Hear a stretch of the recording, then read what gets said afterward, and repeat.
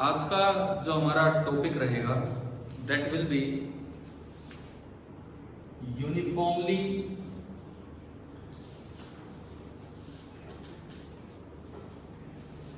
Accelerated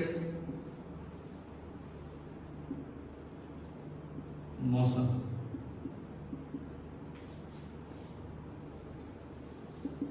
आज का topic ये रहेगा uniformly accelerated motion.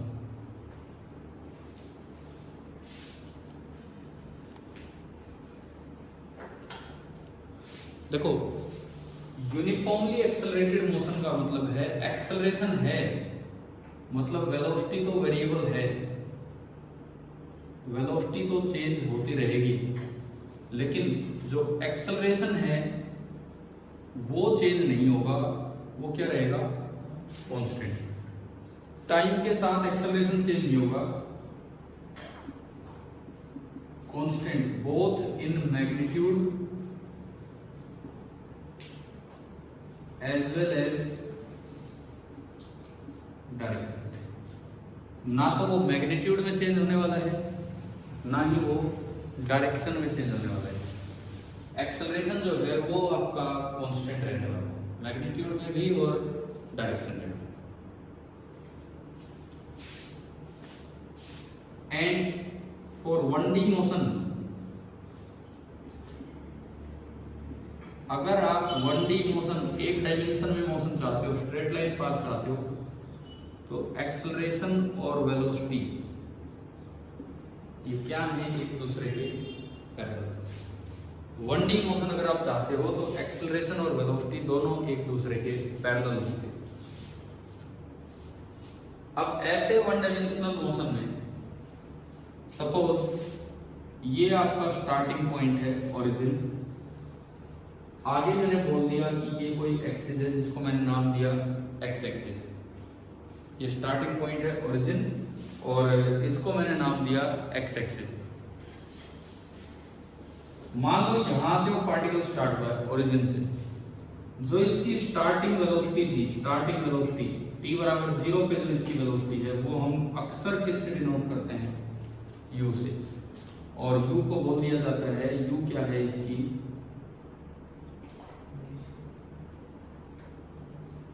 Initial velocity. u जो है, u is the initial velocity. ठीक है। थोड़ी देर के बाद ये पार्टिकल यहां कहीं आया, नई पोजीशन पे x पे, टाइम हो गया है t। एक एक्सेलरेशन इसके अंदर ये रही है इधर a, और वो कांस्टेंट रही है। और मैंने माना कि अब जो वेलोसिटी है, अब वो वेलोसिटी इधर की तरफ होगी, और वो कितनी होगी? u हमने मान लिया इनिशियल वेलोसिटी, t टाइम पे वेलोसिटी होगी v, एक्सेलरेशन a है आगे, और जो डिस्प्लेसमेंट है, डिस्प्लेसमेंट वो इधर की तरफ है s। s जो है, s क्या है इसका? डिस्प्लेसमेंट। ये आपका s हुआ, s है इसमें डिस्प्लेसमेंट आगे की तरफ। क्या ये बात समझ आ गई यहाँ? तो अगर a कांस्टेंट है तो तीन ऐसी रिलेशन, तीन ऐसी इक्वेशन होती हैं जो हम 9th क्लास में भी पढ़ के आए होते हैं, दोबारा यहाँ आ जाती हैं। तीन इक्वेशन। पहली इक्वेशन अगर मैं बात करूँ, बिल्कुल फर्स्ट इक्वेशन, देखो इस पर्टिकुलर केस की मैं तीन इक्वेशन लिखा हूँ। फर्स्ट इक्वेशन जो आपने 9th में पढ़ी होगी, v is equal to u plus at। v है इनिशियल वेलोसिटी, u है इनिशियल वेलोसिटी, v है t टाइम पे वेलोसिटी। ये आपकी इक्वेशन नंबर 1। जो आपकी सेकेंड इक्वेशन होती है, जो आप 9th में पढ़े होते हैं, s is equal to ut plus half at square. s ये डिस्प्लेसमेंट है। इस डायग्राम के लिए मैंने ये तीन इक्वेशन लिखा हूं। और जो आपकी तीसरी इक्वेशन होती है v square, that is equal to u square plus 2as। ये आपकी तीन इक्वेशंस हैं जो इस डायग्राम से रिलेट होती हैं। ये आपकी 3 इक्वेशन है जो इस डायग्राम से रिलेट होती है। डायरेक्टली इन पे सवाल आएंगे। अगर ए कांस्टेंट है तो वो इक्वेशंस हमारी यूं की यूं वैलिड होंगी क्वेश्चन में।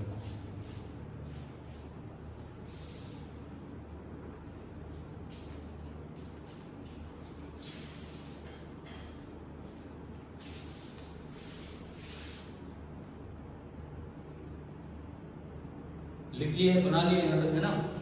अब सबसे पहला काम आज जो हम काम करेंगे, हम इनका प्रूफ करेंगे। 2 मेथड से हम प्रूफ करेंगे इन 3 इक्वेशंस को। एक बार यूजिंग कैलकुलस डिफरेंशिएशन इंटीग्रेशन, एक बार यूजिंग ग्राफ्स। हम कैलकुलस वाले भी तरीके पढ़ चुके हैं, क्वेश्चंस किए हमने 1-2 क्लास में, और एक क्लास में हमने पिछली क्लास में ग्राफ वाले मेथड भी।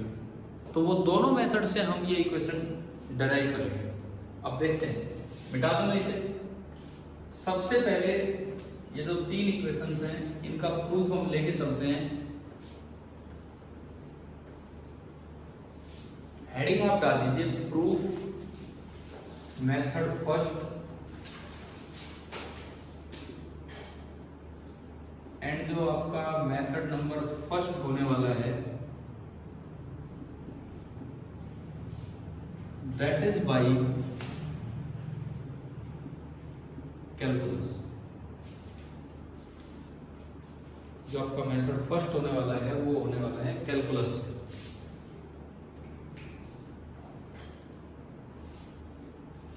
Bye calculus. First equation b is equal to u plus 80। पहले हम इसका प्रूफ देखते हैं, फिर दूसरी पे चलेंगे, फिर तीसरी से, और फिर हम मेथड सेकंड करेंगे। ये पार्टिकल इस तरह के रास्ते पे जा रहा है। ये ओरिजिन, यहाँ पे इसने शुरुआत की थी u वेलोसिटी से एट t इक्वल टू 0, और हमने अभी दिखाया था कि यहाँ वो जब पहुंचा है तो उसकी वेलोसिटी हम कितनी बोलते हैं, v। एक्सेलरेशन उसकी पूरे पाथ में कांस्टेंट है, कितनी है, a। ये उस वक्त की बात है जब यहाँ टाइम हो चुका है t। ये हम उस जगह दिखा रहे हैं t टाइम पे। अगर एक जनरल इक्वेशन थी जो हम पीछे पढ़ के आए थे, हम डायरेक्ट अगर उसका यूज करेंगे, एक्सेलरेशन की डेफिनेशन थी, हम जानते हैं कि a क्या होता है, हम जानते हैं कि a क्या होता है, dv/dt। इसका मतलब dv क्या हो जाएगा, adt। मैं ऐसा लिख सकता हूं, दोनों साइड मैंने किया इंटीग्रेशन, दोनों साइड मैंने किया integration, integral dv integral adt। या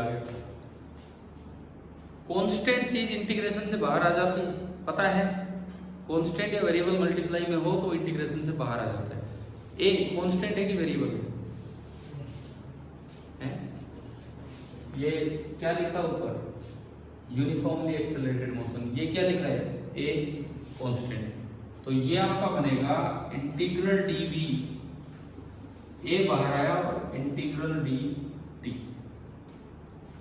अब मैं इस पर लिमिट लगाऊं।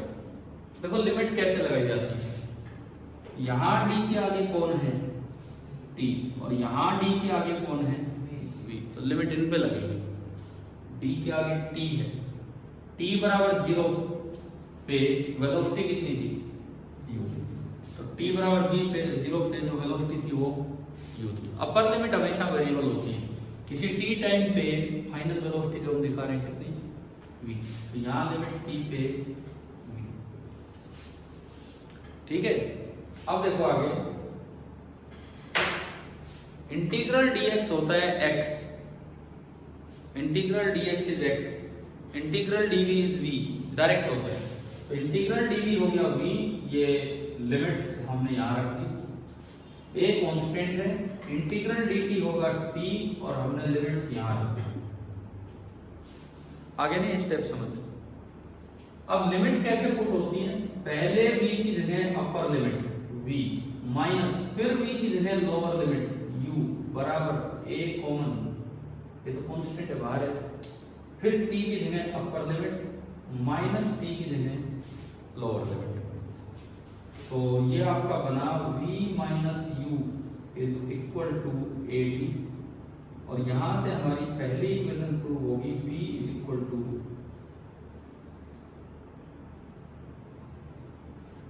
u plus ad। ये है आपकी first equation, v is equal to u plus ad।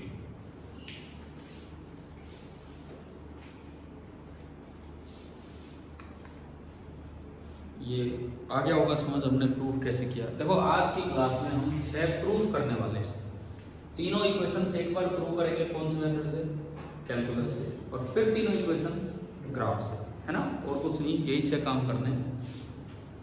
पहला अगर हो गया हो तो मैं मिटाऊंगा इसे, आगे ना समझ। चलिए अब हम सेकंड इक्वेशन पे चलेंगे।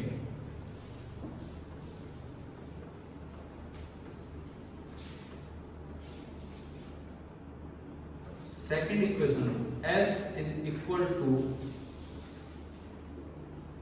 ut प्लस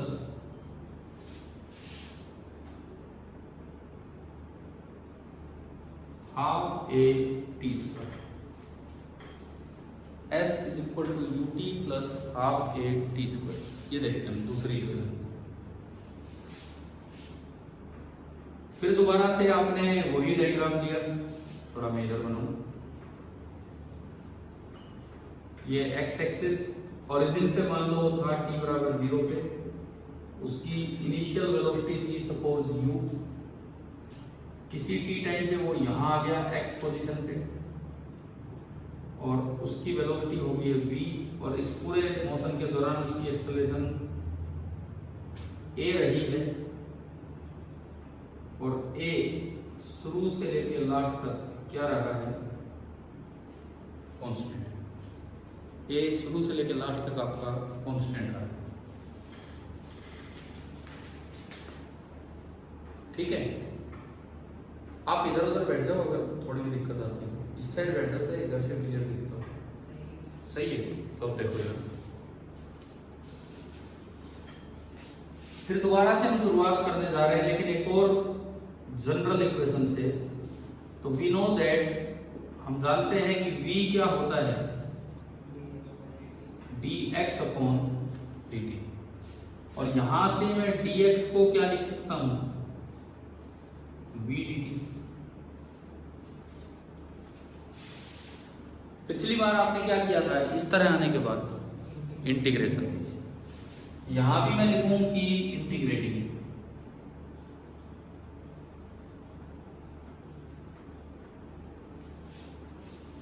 अगर मैं इंटीग्रेट करने जाऊं इसको, तो एक साइड आएगा इंटीग्रल dx और एक साइड आएगा इंटीग्रल v dt।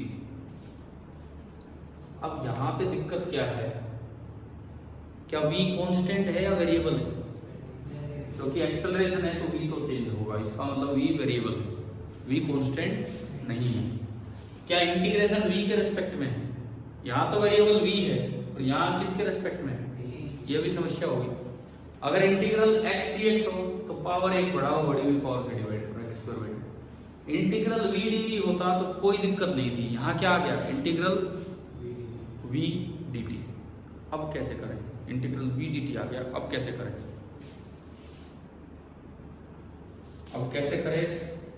देखो v एक वेरिएबल है, कांस्टेंट होता तो बाहर आ जाता, ये यहाँ dv होता तब भी कोई दिक्कत नहीं होती। तो ऐसे में पहली इक्वेशन का यूज करो ताकि इंटीग्रेशन सोल्व होने लायक बने, और v को क्या रख दो इसमें, u प्लस ad, और ये आपका बना इंटीग्रल dx बराबर इंटीग्रल u प्लस ad और इनटू क्या होगा dt, ठीक है।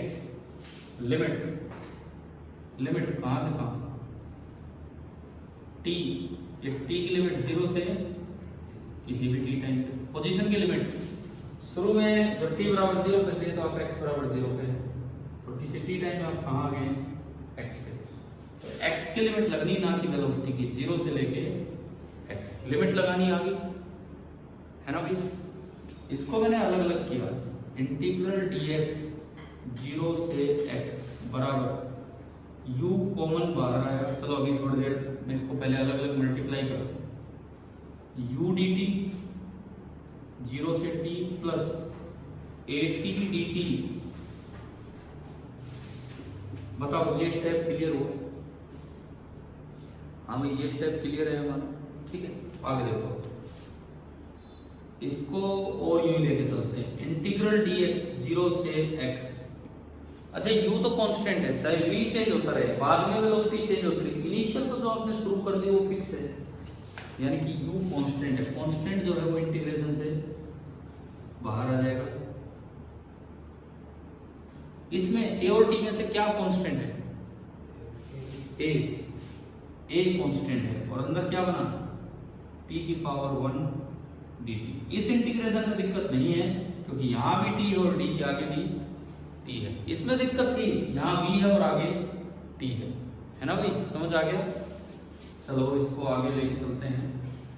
इंटीग्रल dx क्या होता है? x। Integral dx is x, limit 0 to x।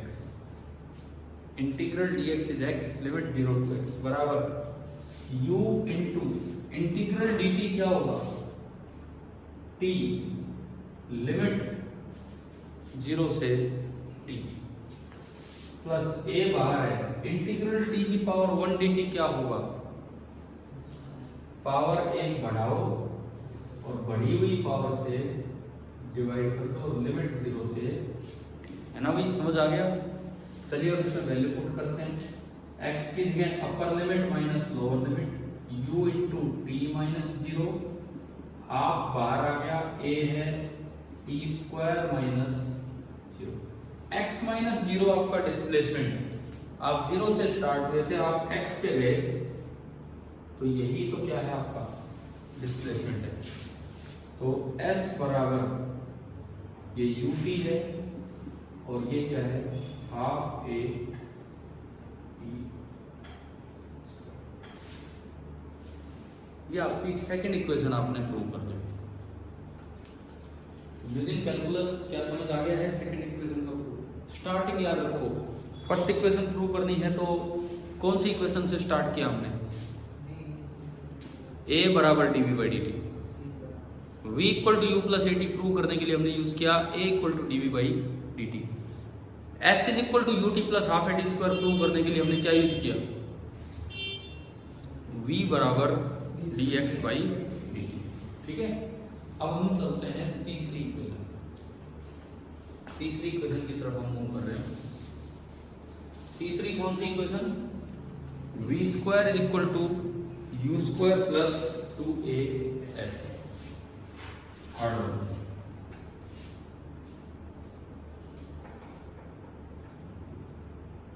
v square is equal to u square plus 2as।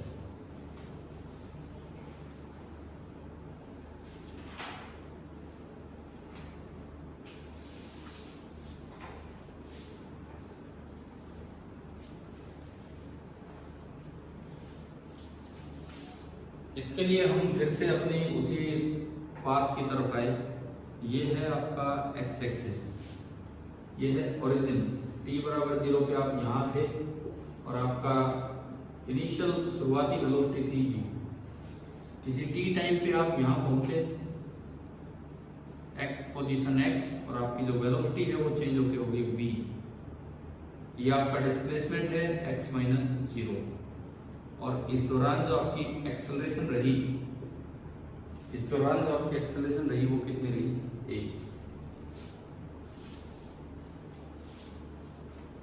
ठीक है। आ गया यहाँ तक। अब मुझे थर्ड इक्वेशन के लिए एक और जनरल इक्वेशन से स्टार्ट करनी पड़ेगी। हमने 3 जनरल इक्वेशन पढ़ी थी डिफरेंशियल फॉर्म में, तो 3 इंटीग्रल फॉर्म में। a बराबर dv बाई dt यूज हो चुकी, v बराबर dx बाई dt यूज हो चुकी, तो कौन सी बची है? हाँ बिल्कुल सही, a बराबर v into dv upon dx। तो यहां से अगर मैं a dx या v dv देखूं, v इंटू dv कितना मिल गया, आगे इस तरह से, और हर बार की तरह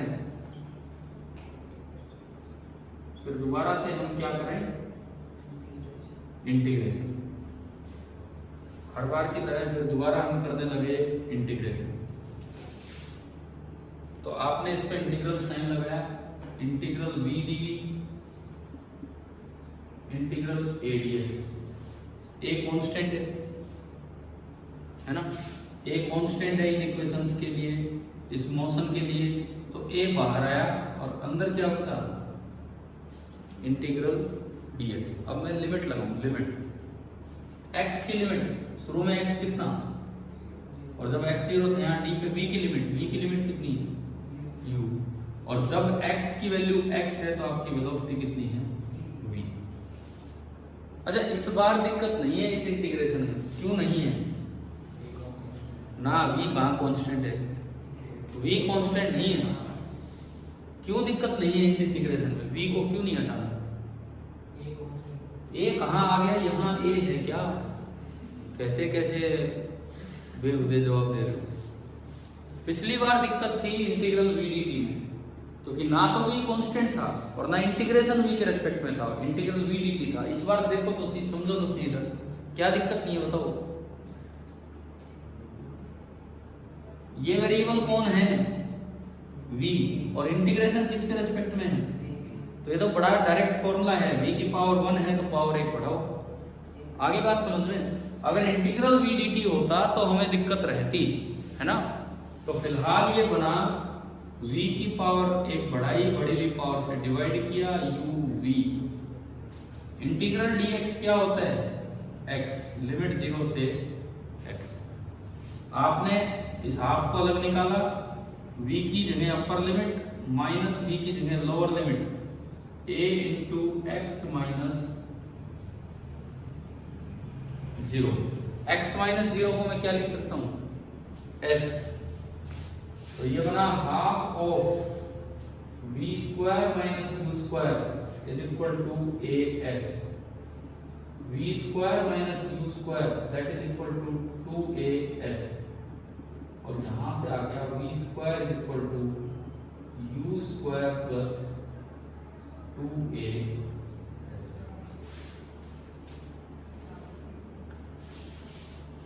अगर आप आईआईटी या पीएमटी की तैयारी कर रहे हैं, आईआईटी या नीट की, तो थोड़ी सी तो सीरियसनेस रखिए।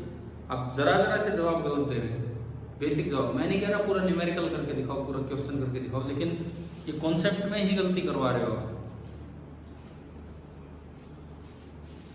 क्या बहुत आराम से तीनों इक्वेशन हमें समझ आ गई है कि नहीं। v बराबर क्यू प्लस 80 कहां से डेराइव हुई थी, कौन सी इक्वेशन से, तीन ही तो डिफरेंशियल इक्वेशन है, कौन सी इक्वेशन, v बराबर क्यू प्लस 80 डेराइव करने के लिए आपने बीच वाली इक्वेशन ली थी a बराबर dv बाई dt। s बराबर ut plus half at square लाने के लिए आपने कौन सी इक्वेशन ली थी, v is equal to dx upon dt। v square equal to u square plus 2as लाने के लिए आपने कौन सी डिफरेंशियल इक्वेशन ली थी, a बराबर v dv बाई dx। घर जाके यार दोबारा से प्रैक्टिस किया करो, ये जो काम किया है कैसे प्रूव किया हमने, एक बार प्रैक्टिस किया करो इस चीज की, ठीक है। चलें आगे बढ़े, ठीक है। 3 होने के बाद हम आगे बढ़ते हैं। अब हम कौन से मेथड से करेंगे इनको, ग्राफ से। तो अब मेरा आता है method second.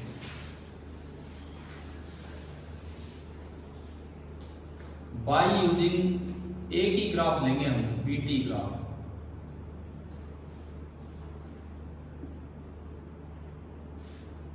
Actually VT graph बीच का ग्राफ है। पोजीशन टाइम ग्राफ की स्लोप क्या देती है, वेलोसिटी। वेलोसिटी टाइम ग्राफ का की स्लोप क्या देती है, एक्सेलरेशन। एटी ग्राफ का एरिया क्या देता है, change in velocity. VT graph का एरिया चेंज इन पोजीशन, जिसे कहते हैं डिस्प्लेसमेंट। तो बीच वाला ग्राफ सबसे इंपॉर्टेंट है, उसकी स्लोप भी कुछ दे रही है, उसका एरिया भी कुछ दे रहा है। वीटी ग्राफ की स्लोप क्या दे रही है? एक्सेलरेशन। वीटी ग्राफ का एरिया क्या दे रहे हैं? चेंज इन पोजीशन को बोलो डिस्प्लेसमेंट। ठीक है, तो हम वीटी ग्राफ का यूज करके और अब 3 इक्वेशंस को फिर दोबारा से डेराइव करके लाने वाले हैं। तो सबसे पहली बात, कांस्टेंट एक्सेलरेशन वाले मोशन के लिए वीटी ग्राफ होगा कैसा? कांस्टेंट एक्सेलरेशन के लिए पहले तो हम वीटी ग्राफ बनाना सीखें, उसके बाद हम डेरिवेशन पे चलेंगे। भाई आपका पाथ ऐसा है, दिस इज एक्स एक्सिस, ये ओरिजिन है, आप t बराबर 0 पे यहां थे, आपकी इनिशियल वेलोसिटी थी u, किसी t टाइम पे आप यहां आ गए पोजीशन x पे, और आपकी जो वेलोसिटी है वो बढ़कर या चेंज होके कितनी होगी? v, और आपका एक्सेलरेशन आगे की तरफ है, और वो जो है वो आगे की तरफ है, और वो क्या है? कांस्टेंट है। एक्सेलरेशन आगे की तरफ है और वो कांस्टेंट है। तो अब अगर मैं यहां पे ग्राफ बनाऊं, सबसे पहला AT graph, acceleration time graph, क्या टाइम के साथ एक्सेलरेशन चेंज हो रही है कि नहीं है? हो रही है, तो फिर ऊपर ये क्यों हेडिंग डाल रखी है? मैं मिटा ही देता हूं इसको। यूनिफॉर्मली एक्सेलरेटेड मोशन का मतलब है, बीच में भी लिख दिया, बोले चेंज भी हो रही है। पर मैं कह रहा हूं सवाल गलत कर दो, ऐसे जवाब गलत मत करो, ये छोटी छोटी बातें। इस मोशन में एक्सेलरेशन कांस्टेंट है कि वेरिएबल? कांस्टेंट। कांस्टेंट एक्सेलरेशन है तो ग्राफ सीधा बनेगा। आप किसी भी समय एक्सेलरेशन पूछ लो, किसी भी समय, ये जो ग्राफ आना है ये बिल्कुल स्ट्रेट आना है, बिल्कुल स्ट्रेट। ये जो ग्राफ आना है ये बिल्कुल स्ट्रेट आना है। आप इस समय पूछो, इस समय पूछो, इस समय पूछो, हर समय एक्सेलरेशन की एक ही वैल्यू है, वो कांस्टेंट है। और ये पॉजिटिव है क्योंकि आपने एक्स एक्सिस पॉजिटिव आगे दिखाया है और एक्सेलरेशन भी पॉजिटिव आप आगे ही मान के चल रहे हैं, तो ये पॉजिटिव है। क्या पहला ग्राफ हमें समझ आ गया है? ठीक है, अब आता है दूसरा ग्राफ।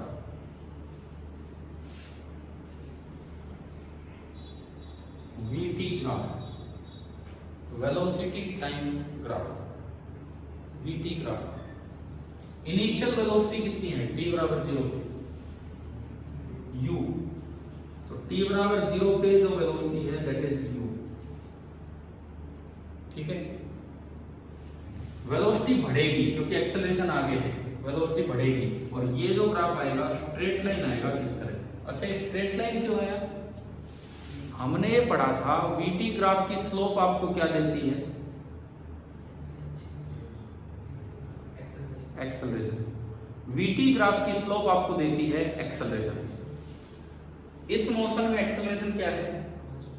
कांस्टेंट। तो वीटी ग्राफ की स्लोप क्या होनी चाहिए? कांस्टेंट होनी चाहिए। वीटी ग्राफ की स्लोप टेंजेंट डाल के देखी जाएगी।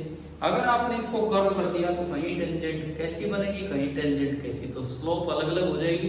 स्लोप अलग अलग होगी तो एक्सेलरेशन अलग अलग होगी। ठीक है ना भाई? ये ग्राफ स्ट्रेट लाइन इसलिए बना कि स्लोप ऑफ वीटी कर्व जो है, जो कि एक्सेलरेशन होता है, वो क्या होना चाहिए? कांस्टेंट। इसलिए ये ग्राफ कैसा बना आपका? Straight line. इसलिए जो ग्राफ है बिल्कुल सीधा स्ट्रेट बन गया। अब मैं बात करूं पोजीशन टाइम ग्राफ की।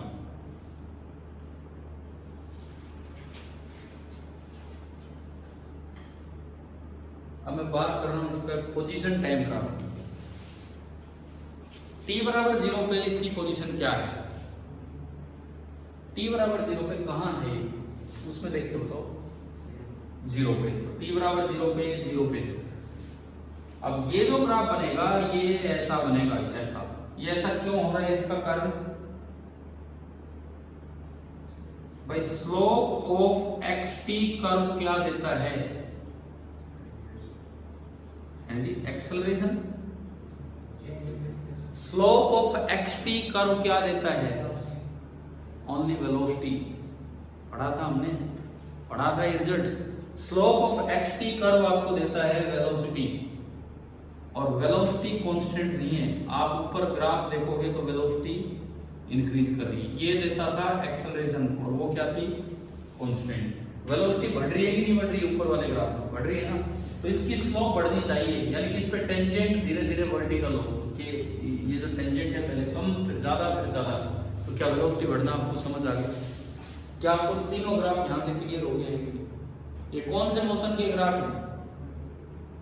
1D तो है, लेकिन 1D में भी कैसा, यूनिफॉर्मली एक्सेलरेटेड।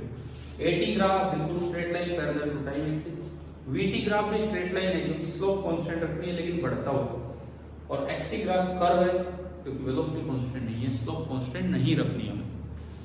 अब बताओ क्या ये ग्राफ समझ आया कि नहीं है? ग्राफ आगे समझ चले, हम आगे बढ़े इसके बाद, ठीक है, चले इसके बाद ना, ठीक है। अब इनका यूज कौन से ग्राफ का यूज करेंगे? VT ग्राफ का यूज करके हम 3 इक्वेशन निकालेंगे, और VT ग्राफ आपको दिख गया है कि कैसा है। वही 3 इक्वेशन एक बार फिर डिराइव करने की कोशिश करेंगे VT ग्राफ से।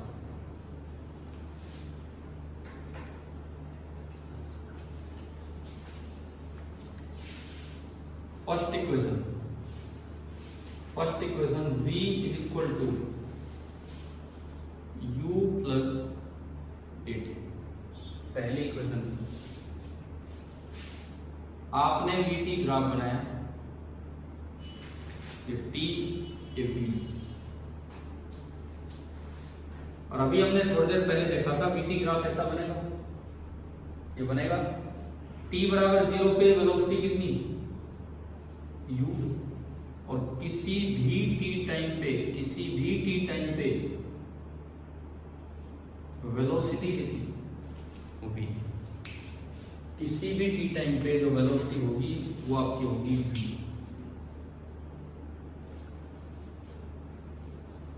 अब हमने एक चीज पढ़ी है, मैं ये रिलेशन लाना चाहता हूं। तो हम एक रिजल्ट जानते हैं कि स्लोप ऑफ VT ग्राफ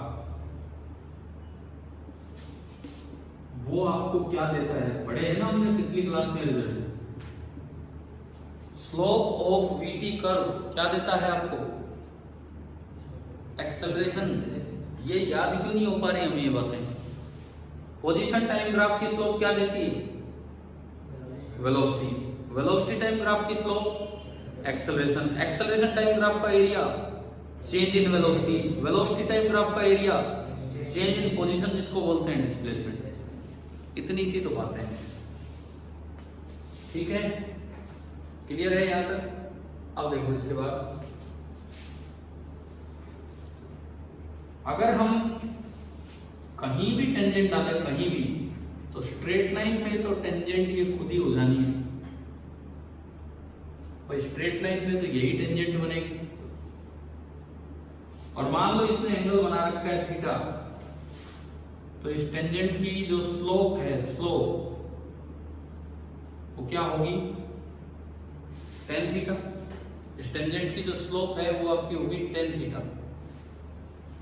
तो tan थीटा बराबर हो गया a। हमारा रिजल्ट हमें बताता है कि tan थीटा बराबर हो जाएगा a। tan थीटा बराबर हो जाएगा a। अब ये जो tan थीटा है कैसे निकलेगा वो देखते हैं। ये मैंने थोड़ा आगे बढ़ाया है। अगर ये एंगल थीटा है तो ये भी थीटा है कि नहीं, कोरस्पोंडिंग एंगल है। ये 0 से t, ये पूरी लेंथ ग्राफ में t है, तो ये भी आपकी t हो गई। अच्छा, इतनी लेंथ है u और ये इतनी लेंथ है v, तो ये कितनी बची है, तो पूरी v, ये u, तो ये कितनी बची, v माइनस u, यानी कि ये भी बची आपकी v माइनस। अब आप ट्राइंगल इसमें आओ, इस ट्राइंगल में आओ, इस ट्राइंगल में tan थीटा कितना है, tan थीटा इस ट्राइंगल में tan थीटा क्या होता है, परपेंडिकुलर अपॉन बेस। तो कितना है tan theta, v minus u upon t बराबर a। यहां से आ गया v माइनस यू बराबर AT, और यहां से आ गया v बराबर कितना u प्लस AT। ये आपका आ गया v बराबर u प्लस AT।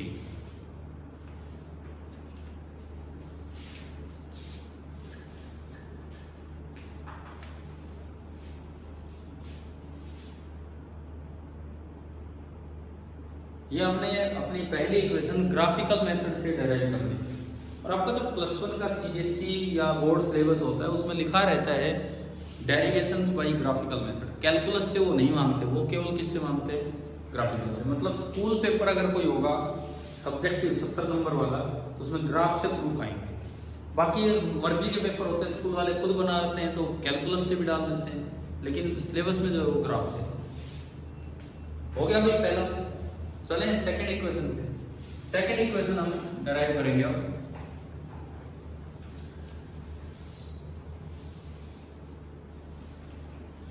जो आपकी सेकंड इक्वेशन है वो है S इज इक्वल टू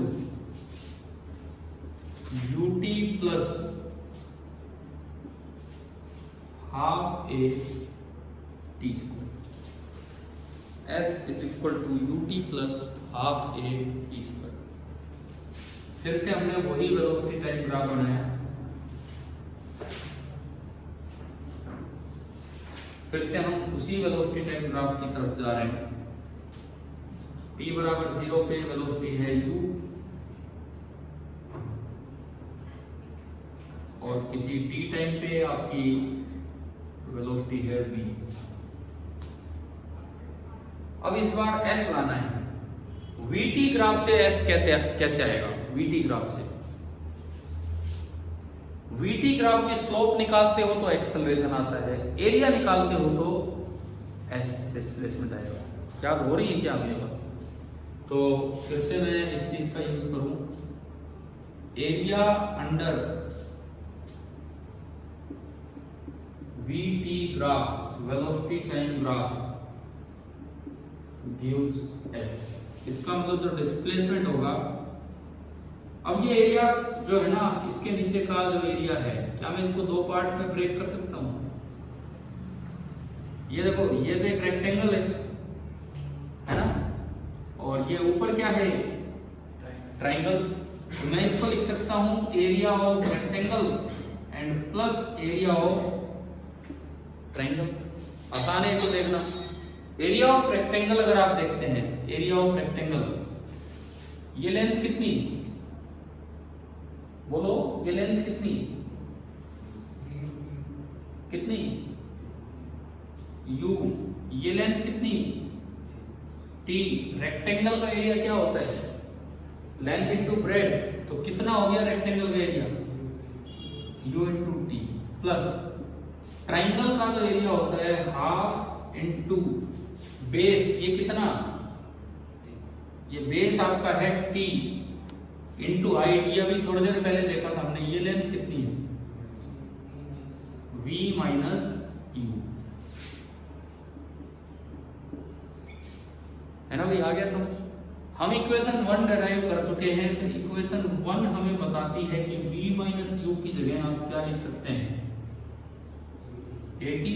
उसमें जैसे ही आप AT रखोगे, पहली टर्म ut प्लस हाफ और AT इंटू t क्या बनेगा,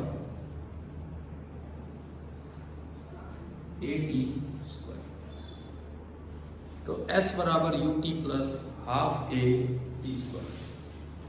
हो गया प्रूफ? समझ आ रहा है कि नहीं? vt ग्राफ की स्लोप से गए तो पहली इक्वेशन प्रूव होगी, एरिया से गए और एरिया ब्रेक करके लिखा रेक्टेंगल और ट्रायंगल में, तो दूसरी इक्वेशन प्रूव होगी। अब आते हैं आज के आखिरी काम पे। आगे नहीं ये समझ? अब हम आते हैं आज के आखिरी काम पे, और अब हम प्रूव करने जा रहे हैं तीसरी equation, v square is equal to u square plus 2as। s फिर से चाहिए तो आप फिर से एरिया निकालेंगे, लेकिन इस बार इसको ब्रेक मत करो, रेक्टेंगल ट्रायंगल में ब्रेक मत करो। क्या आपको पूरा ट्रेपेजियम नजर आ रहा है ना भाई? क्या मैं इसे एक ट्रेपीजियम की तरह देख सकता हूं? तो आप इसको रेक्टेंगल और ट्राइंगल में ब्रेक मत करो। S बराबर हो जाएगा एरिया ऑफ ट्रेपीजियम। ट्रेपीजियम का एरिया क्या होता है? Half into sum of parallel sides. देखो इस ट्रेपीजियम की एक साइड ये है, ये साइड है B, पैरेलल साइड एक ये है और एक ये है, तो दोनों का सम कितना हो गया? V plus U into separation between them कितना है? T। आप अगर इक्वेशन 1 की मदद लेते हो तो जो T वहां से निकल के आएगा वो आएगा V minus U upon A, आ जाएगा V बराबर U प्लस AT से। ये अगर आप इसमें पुट करोगे तो S आएगा half V plus U V minus U upon A। यहां से आया S बराबर ऊपर V plus U V minus U, V plus U V minus U, V square minus U square और नीचे 2A, V square minus U square is equal to 2AS और you can say V square is equal to U square plus 2AS। तो क्या आपको सारे proof समझ आ गए हैं कि नहीं? हमने आज एक्सेलरेशन कांस्टेंट वाली इक्वेशंस दो तरीकों से डिराइव कर दी, एक कैलकुलस मेथड और एक ग्राफिकल मेथड। स्कूल एग्जाम में अगर पूछा जाता है तो ग्राफिकल पूछा जाता है, पूछने को कैलकुलस पूछ सकते हैं। क्या आपको ये समझ आ गई? 9th में 3 इक्वेशंस आई थी, हम लोगों ने भी 9th में पढ़ी थी, लेकिन कभी इस बात पे ध्यान नहीं दिया 9th क्लास में कि केवल तभी लगती है जब एक्सेलरेशन कांस्टेंट हो। 11th में जाके ये ध्यान आया था कि यार ये तो तभी लग पाएंगी जब एक्सेलरेशन कांस्टेंट है। और हो सकता है 11th में भी सवालों में गलती की हो, पता नहीं, मुझे अब याद नहीं है, हो सकता है 11th में भी, क्योंकि ये 9th से ऐसी रटी रहती थी क्वेश्चन कि भाई ये लगा, परंतु ये केवल तब लगती है जब एक्सेलरेशन क्या हो, कांस्टेंट। ठीक है, देखो क्लास में टाइम पे आया, थोड़ा सा ध्यान रखो, जो काम दिया जा रहा है वो काम करके लाओ। ठीक है भाई, ठीक है, थैंक यू।